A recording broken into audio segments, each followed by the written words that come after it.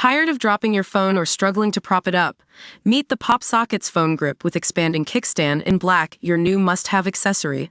Don't miss out. Grab yours today. Click the link in the video description to shop now on Amazon. Welcome to Show Lovers Update. I'm your host here today. We're counting down the top 8 Elder Scrolls games from worst to best.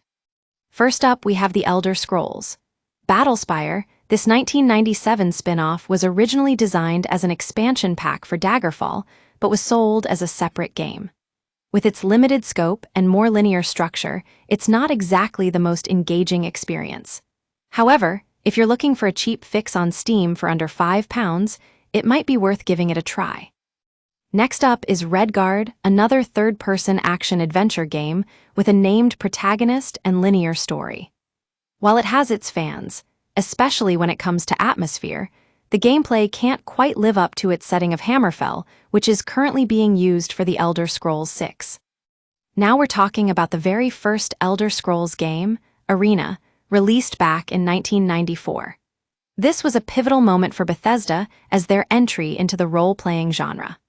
While it hasn't aged too gracefully over the last 30 years, its dense open world with quests to complete and dungeons to explore makes it worth experiencing.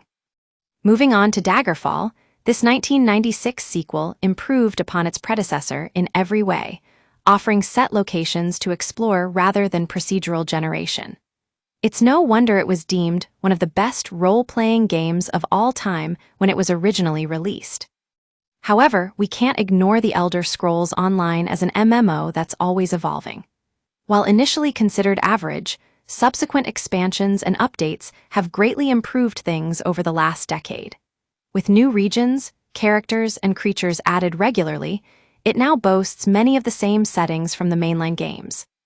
Now let's talk about what we know about The Elder Scrolls 6, announced back in 2018, but with very little progress since then. It's set to retain the leveling system seen in Skyrim and will direct Todd Howard once again.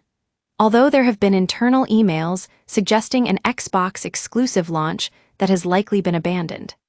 Finally, we come to our top picks for Elder Scrolls games, starting off at number 8. This is where The Elder Scrolls 3, Morrowind comes in, a game renowned for its storytelling and sense of freedom, although its combat by Bethesda standards was not the best.